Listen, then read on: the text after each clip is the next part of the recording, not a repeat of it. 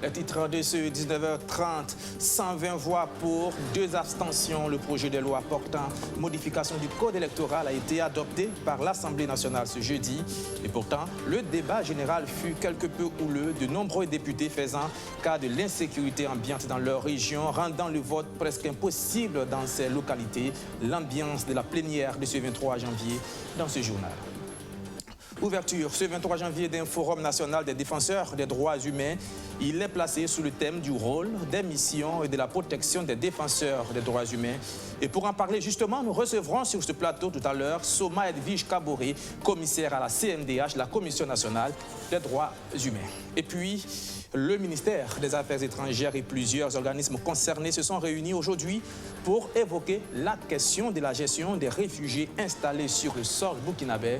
Ils sont environ 26 000 à avoir trouvé refuge au Burkina depuis le début de la crise malienne.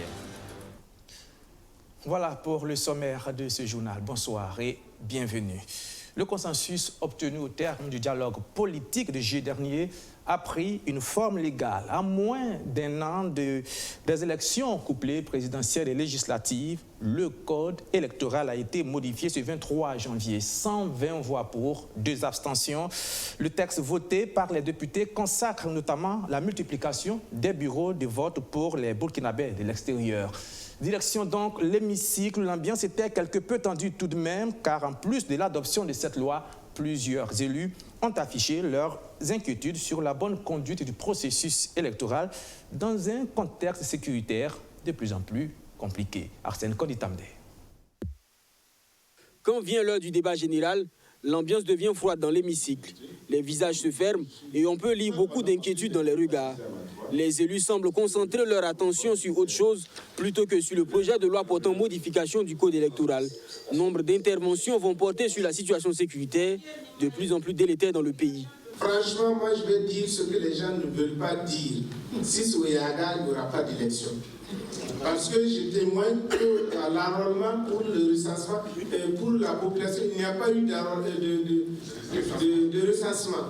Donc il n'y aura pas d'élection là-bas. Ce n'est même pas le problème même des élections. C'est comment même aller enterrer les morts. Comme l'a dit Agar. Tu as un parent qui est mort, tu ne peux même pas arriver quoi. Le gouvernement, qu'est-ce qu'il compte faire au Sahel? Moi, je pense que partout sur Burkina, on parle à l'intérieur, des étrangers à l'intérieur, en Arabie Saoudite, en Liban, en Côte d'Ivoire, pour aller dérouler, pour aller aux élections. Et à côté ici, ça ne va pas. On parle d'ailleurs, on laisse ici. D'autres élus nationaux s'interrogent sur la nécessité de coupler les scrutins présidentiels et législatifs. La mort du Sou, jusqu'à Ntango, la bande de Lagachère, c'est la triple frontière. Sur les 292 villages que nous avons, nous pouvons tirer les ajouter dans 6 villages. La décision politique pour moi, c'est plus de découpler ces élections. Si pour les élections présidentielles, il y a beaucoup plus de facilité, moi je m'interroge pour les législatives, les municipales. Alors pourquoi, je me pose la question, pourquoi le couplage des élections? La classe politique et l'exécutif, nous devons nous mettre ensemble et regarder la réalité et qui est en face de nous et décider conséquemment. De son côté, le gouvernement, à travers le ministre en charge de l'administration territoriale, tente de convaincre les députés. Siméon Savadogo rappelle aux élus que cette loi est le fruit du dialogue politique national. Le président du FASO s'est engagé à mettre en œuvre l'ensemble des conclusions du dialogue politique, de transmettre à l'Assemblée nationale donc un projet de loi de révision à minima donc, du code électoral conformément aux décisions donc, du dialogue politique. Le déplacement même de l'électeur de son village même vers le bureau de vote pose problème maintenant. Donc nous sommes obligés au niveau de l'État de travailler à ce qu'il y ait une sécurisation globale du pays donc, lors des élections. Après ce débat houleux, le projet de loi a été adopté comme pressenti. 120 députés sur les 112 présents ont approuvé ce texte qui porte entre autres sur l'installation des bureaux de vote à l'extérieur et la gestion des contentieux des listes électorales des Burkinabés de l'extérieur. Ils sont plus d'une vingtaine de milliers installés sur le sol burkinabé. Le nombre de réfugiés qu'accueille le Burkina ne cesse de grandir au fur et à mesure que l'insécurité s'intensifie dans le Sahel ouest africain. Le problème de leur gestion se pose donc avec acuité. De nouvelles mesures s'imposent. Elles étaient au cœur d'une rencontre ce jeudi sous l'égide du ministère des Affaires étrangères. Le compte rendu de Rémi Lambert-Nébier. Plus de 26 000 réfugiés résident au Burkina Faso et près de 10 000 autres personnes demandent toujours l'asile sur le sol burkinabé. En grande majorité de nationalité malienne, de nouvelles contraintes s'imposent au Burkina Faso dans leur gestion eu égard à la situation sécuritaire qui prévaut. Cette rencontre des acteurs directement impliqués dans leur gestion vise donc à définir des orientations stratégiques pour leur prise en charge efficiente. Vous avez dû suivre que les camps de Mentao à Djibo, les camps de Goudoubo à Dori ont subi des attaques et nous sommes réunis ici pour voir quelles peuvent être les conditions de meilleure sécurisation des camps, mais également comment gérer les mouvements des réfugiés qui sont des personnes libres dans notre pays, mais qui sont dans des camps, évidemment, et comment assurer donc une sécurisation de ces personnes-là, mais aussi dans l'intérêt aussi sécuritaire du Burkina Faso. Donc ce sont des échanges que nous avons avec parfois la partie malienne, mais également avec le HCR surtout. Et c'est pourquoi nous avons réuni tous les acteurs pour que nous voyions comment nous pouvons trouver des solutions qui vont satisfaire toutes les parties. Depuis 7 mois, des réfugiés urbains squattent jour et nuit devant les locaux du Haut-Commissariat des Nations Unies pour les réfugiés pour obtenir une réinstallation dans un pays tiers. Mais pour le ministre des Affaires étrangères, leur situation n'est pas à l'ordre du jour de cette rencontre. Ça, c'est un autre débat. Mais pour le moment, je pense que il faudra bien regarder. Certains réfugiés urbains demandent des choses qui ne relèvent pas de nous. Par exemple, veulent aller ailleurs, demandent l'asile dans d'autres pays, mais c'est la responsabilité de ces pays-là de leur accorder l'asile ou pas, mais ce n'est ni notre responsabilité, ni à ma connaissance celle du HCR. Quant au motif de mauvaise gestion par l'État burkinabé brandi par les manifestants pour exiger une réinstallation dans un autre pays, Alpha Barry le trouve infondé. En tout cas, les rapports que j'ai eus à ma disposition, je n'ai pas trouvé trace de cela et dans tous les cas, il s'agit de faits qui relèvent de très longtemps. Aucun des acteurs actuels n'était là, mais ceux qui le dénoncent ont une situation intérieure de leur pays qui a suffisamment évolué et ils devraient pouvoir être chez eux, à mon avis. Bon, mais le Burkina est un pays libre à condition de changer de statut.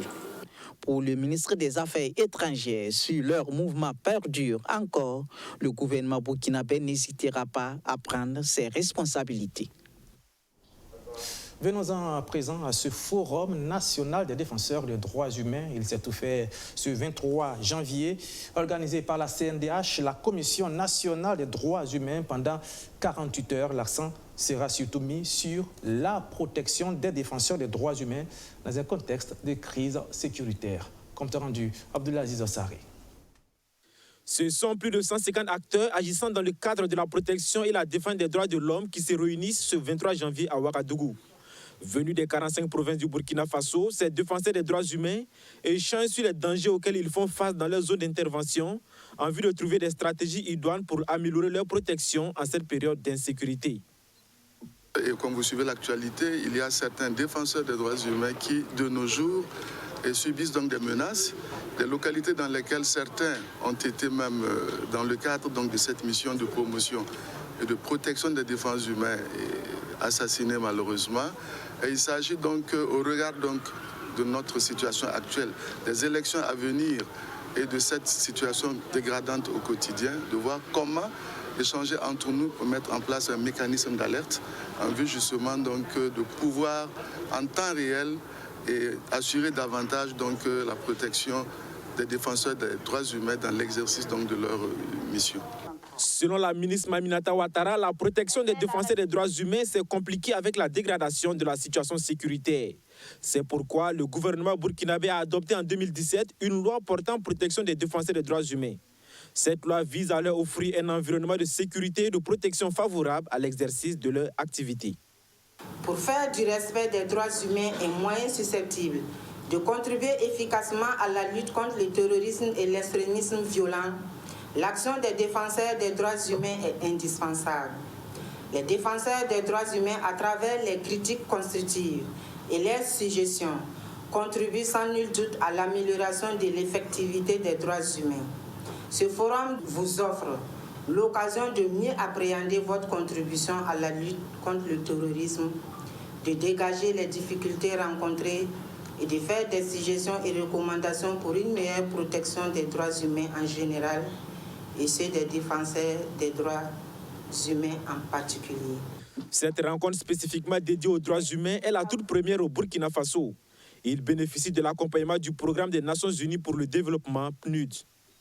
Et aujourd'hui, nous soutenons la Commission nationale à organiser ces forums parce que nous voulons bien que de ces forums sortent des orientations qui peuvent aider à la mise en œuvre, pourquoi pas, de la loi qui a été adoptée en 2017 portant protection des défenseurs des droits humains. Et la promotion et la protection des droits de l'homme requièrent la participation de tous, des ayants droit et des débiteurs d'obligations. Et les défenseurs des droits humains ont un rôle très important à jouer. Et c'est là l'essence de notre appui à l'organisation de ce forum. Le Forum national des défenseurs des droits humains se tient du 23 au 24 janvier. Il est placé sous le thème rôle, mission et protection des défenseurs des droits humains dans un contexte de crise sécuritaire. Place maintenant à l'invité de ce journal. Comme annoncé en titre, nous recevons sur ce plateau Soma Edwige Kaboré, commissaire à la CNDH, la Commission nationale des droits humains. Bonsoir, madame. Bonsoir. Merci d'être venue. Vous êtes commissaire à la CNDH, je le disais, c'est vous qui organisez ce Forum national des défenseurs des droits humains. Il faut dire que depuis 2014, il y a eu une progression au niveau des droits humains au Burkina Faso, mais à partir de 2015 et les attentats terroristes, la situation s'est progressivement dégradée. Quand vous faites un diagnostic de la situation jusqu'à maintenant, quel est l'état des lieux des droits humains au Burkina Faso? Tout d'abord, je vous remercie de l'opportunité que vous nous donnez de faire connaître la CNDH, la Commission nationale des droits humains, et son mandat de promotion, de protection et de défense des droits humains au Burkina Faso, pour tous, y compris bien sûr pour les défenseurs des droits humains qui font l'objet de notre forum. Vous avez effectivement raison, le Burkina Faso, on peut dire qu'il a ratifié la majorité des instruments internationaux de protection des droits de l'homme. Et comme vous-même, vous venez de le souligner, depuis 2014, il y a eu beaucoup de progression, il y a plusieurs institutions qui ont été mises en place, plusieurs lois qui ont été adoptées pour donner force effective, donc pour internaliser les obligations internationales du Burkina Faso. Et dans cette lancée, bien sûr, il y a la loi de 2016 qui a été adoptée donc, pour réformer la Commission nationale des droits humains. Et aussi, comme on le sait, l'État a des obligations en matière de droits humains. Et bien sûr, en temps de paix, ce n'est pas toujours évident de réaliser les droits humains. Et ces difficultés peuvent encore être renforcées. Ces difficultés sont encore plus négativement impactées par la situation sécuritaire.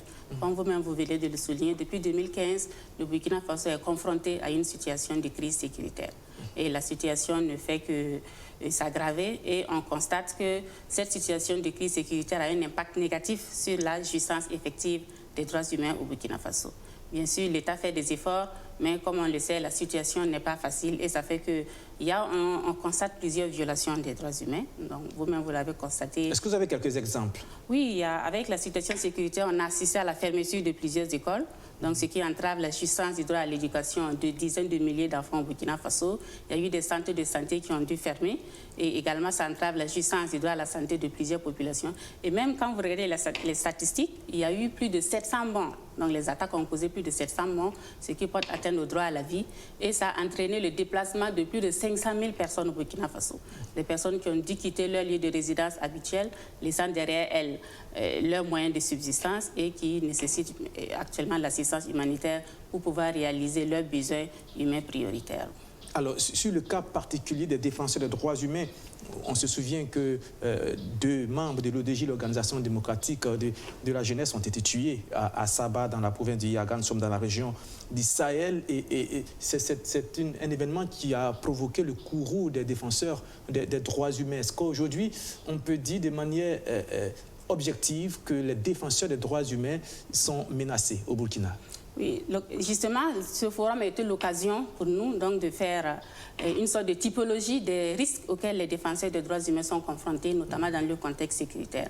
Et à l'issue des communications qui ont été présentées aujourd'hui, les participants savent quels sont les risques majeurs auxquels sont confrontés ces défenseurs. Lesquels, par exemple, pour nos téléspectateurs? On a les assassinats, comme vous venez de dire, il y a 2 membres de l'ODG qui ont été assassinés. Il y a les assassinats, les tentatives d'assassinat. Vous savez qu'il y a M.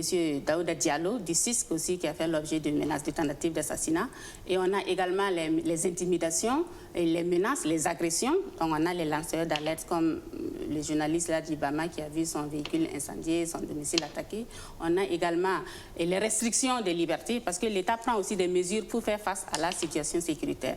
Donc ça entraîne une restriction des droits et libertés fondamentaux de tout le monde, y compris des défenseurs des droits humains. Donc si vous avez vu que le code pénal a été révisé donc pour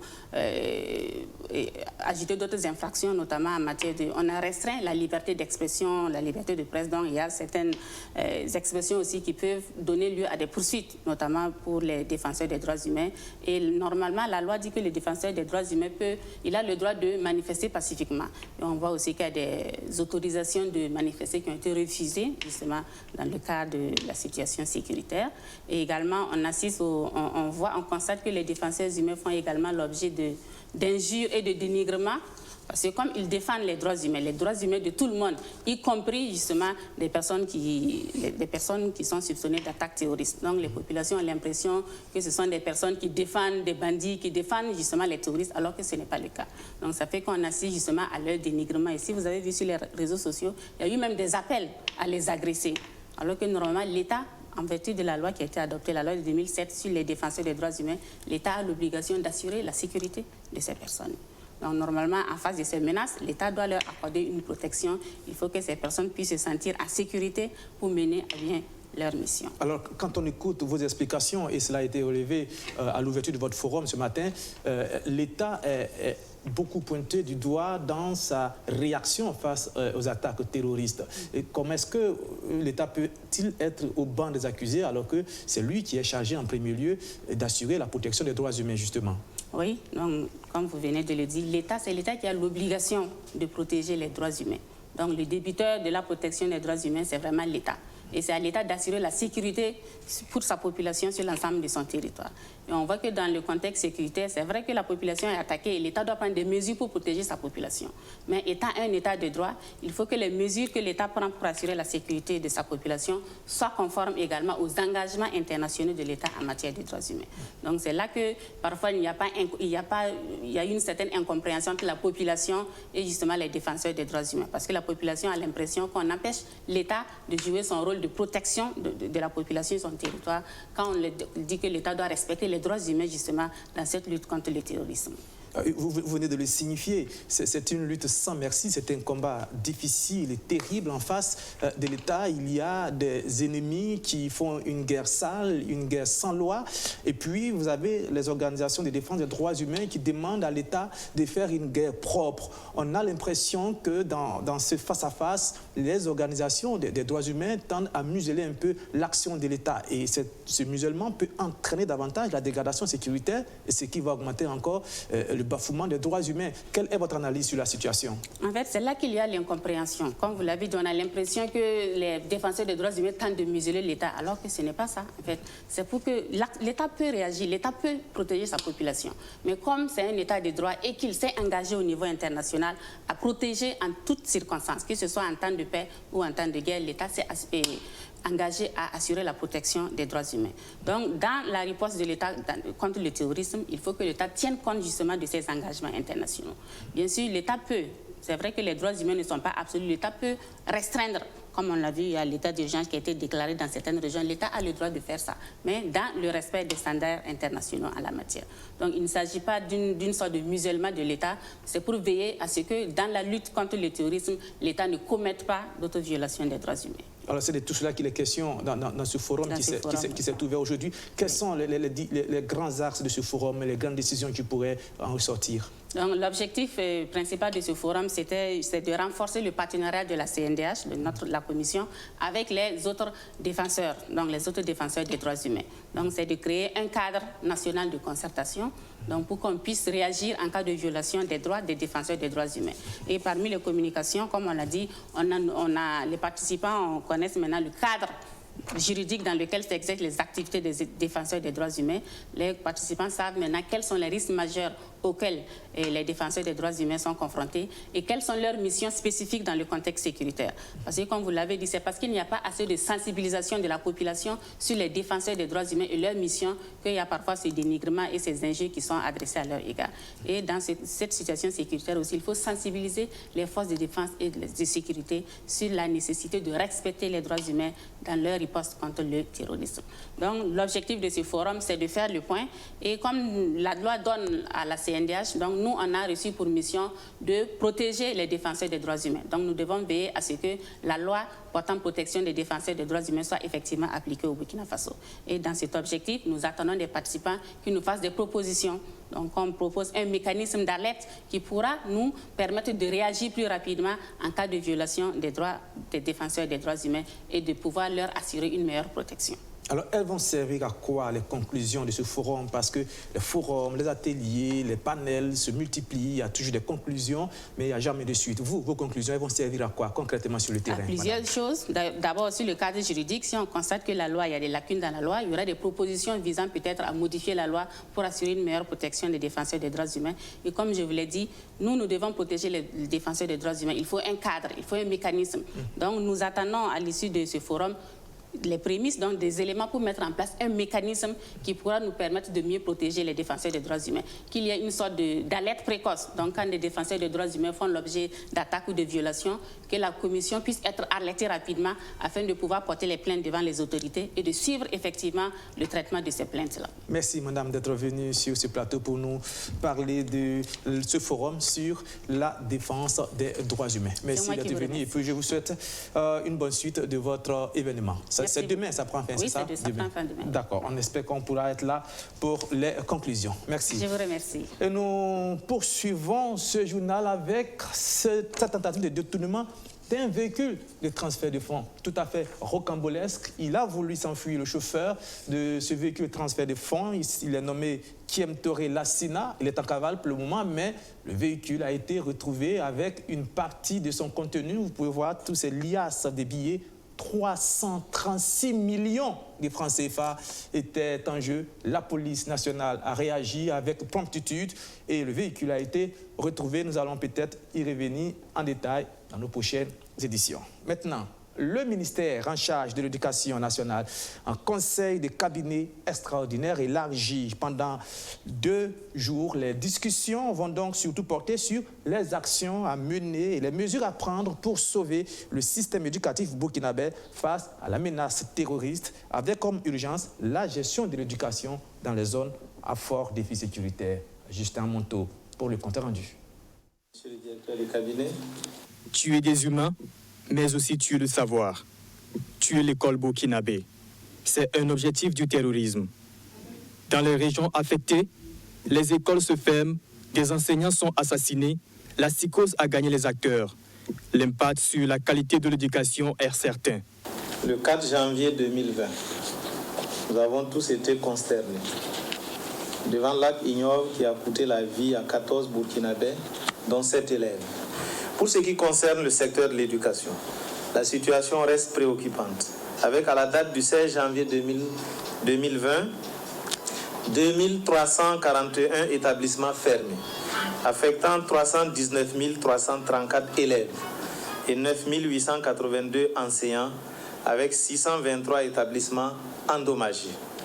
Les milliers de personnes déplacées internes, dont de nombreux élèves, ont occupé des salles de classe. occasionnant parfois leur détérioration et nécessitant leur réhabilitation. Mais pas question de se résigner. Les autorités en charge de l'éducation nationale semblent décidées à apporter la résilience. Dans cette salle, la réflexion est ouverte. Notre objectif à travers ce conseil de cabinet extraordinaire est qu'ensemble, nous puissions mener la réflexion, faire une analyse objective et multidimensionnelle de la situation qui prévaut dans le secteur de l'éducation pour prendre des décisions éclairées et consensuelles pour une meilleure gestion de l'éducation dans les régions à fort défi sécuritaire, mais aussi pour aider les forces de défense et de sécurité sur le terrain à combattre l'île terroriste, étant donné que par moment, nos vivres des cantines scolaires servent à nourrir les terroristes. Par exemple, la récente attaque du bus transportant des élèves nous oblige à trouver dorénavant des moyens alternatifs de transport des élèves et des procédures de gestion en situation d'urgence. C'est pourquoi nous attendons des partenaires techniques et financiers un accompagnement conséquent dans la réflexion prospective et dans la mobilisation des ressources financières pour faire face aux métastases du terrorisme et pour une éducation de qualité pour tous les enfants. Tout cela a un coût. Le professeur Stanislas Waro veut compter sur les partenaires techniques et financiers pour un accompagnement financier conséquent à l'éducation en situation d'urgence. Bonne nouvelle, le partenariat mondial pour l'éducation a annoncé que le Burkina Faso est éligible pour un financement de 11 millions de dollars, soit environ 6 milliards de francs CFA supplémentaires en guise de financement accéléré, a confié le ministre en charge de l'éducation nationale. Vous le savez, les relations entre les agents de force de l'ordre et les populations civiles ont été souvent émaillées de conflits, surtout sur les routes. Eh bien, une étude a été menée dans ce cadre par le FOSSEC et l'ONG Partenaire Global. Il a porté sur la collaboration entre les deux parties pour une sécurité routière renforcée. Les résultats ont été partagés au cours d'un atelier ce 21 janvier. Justin Amonto. C'est un projet aux résultats probants. Mis en œuvre depuis 2017, le projet Feuille de route pour la sécurité a permis d'approfondir les relations entre les forces de l'ordre et la population dans les localités concernées. Sinkasé-Epo, ville frontalière, forces de l'ordre et de défense et de sécurité de population n'ont plus de rapports conflictuels. Les deux entités sont désormais main dans la main pour lutter contre l'insécurité routière. Aujourd'hui, vous allez à Pau ou à Saint-Cancin, vous allez voir que ceux qui n'ont jamais mis pied à la gendarmerie, à travers les journées portes ouvertes, ils se sont rendus compte que les gendarmes et les policiers sont d'abord nos frères, sont d'abord nos sœurs. Et il y a eu des témoignages qui vous diront que depuis que des personnes âgées, depuis qu'ils sont nés, n'ont jamais touché à un policier. Et aujourd'hui, avec aussi les visites des policiers et des gendarmes dans les écoles et dans les établissements secondaires, nous a vraiment démontré l'intérêt que la population voulait comprendre. Comprendre quoi? Comprendre la mission de la gendarmerie, comprendre la mission de la police. Et nous avons travaillé à faciliter cela. Aujourd'hui, effectivement, les gens sont plus à l'aise quand ils voient un policier, plus à l'aise quand ils voient un gendarme. Au ministère de la Sécurité, on applaudit ce projet qui crée une dynamique recherchée depuis quelque temps dans un contexte de terrorisme. Les résultats, pour être assez global, c'est une très meilleure collaboration entre les FDS et les populations dans les zones où le projet a été conduit. Nous espérons que la deuxième phase du projet va élargir davantage sur le territoire national, donc une meilleure collaboration dans les zones où les projets seront implémentés, seront conduits. Mise en place pour renforcer la confiance entre forces de défense et de sécurité et citoyens au Burkina Faso et au Sénégal, le projet Feuille de route pour la sécurité est mis en œuvre par l'ONG Partners Global des États-Unis, Partners West Africa Sénégal et la Fondation pour la sécurité du citoyen, FOSSEC, du Burkina Faso. Les résultats du projet, à Sinkasé et à Pau, ont séduit les partenaires qui ont décidé d'étendre leur action dans d'autres localités du Burkina Faso, à savoir Léo, Niangologo et Koloko.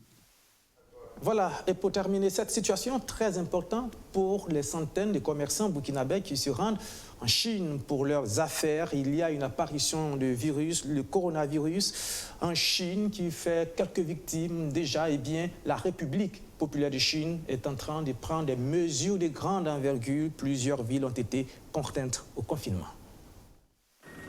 La Chine prend des mesures de confinement de masse dans la région où est apparu le nouveau virus qui a commencé à se répandre à travers le monde. Aucun train ni avion ne doit en principe quitter Wuhan, la métropole de 11 millions d'habitants au centre de la Chine. Les péages autoroutiers sont fermés autour de la ville et des mesures similaires sont établies à Hezhou et Wangang. Geng Shuang est le porte-parole du ministère chinois des Affaires étrangères. En gardant une attitude ouverte, transparente et hautement responsable à l'égard de la sécurité sanitaire mondiale, la Chine continuera à rendre compte de la situation à l'Organisation mondiale de la santé, ainsi qu'aux pays et aux régions concernées, notamment Hong Kong, Macao et Taïwan, tout en maintenant avec eux une étroite communication. À ce jour, l'épidémie a fait 17 morts et au moins 570 personnes ont été contaminées.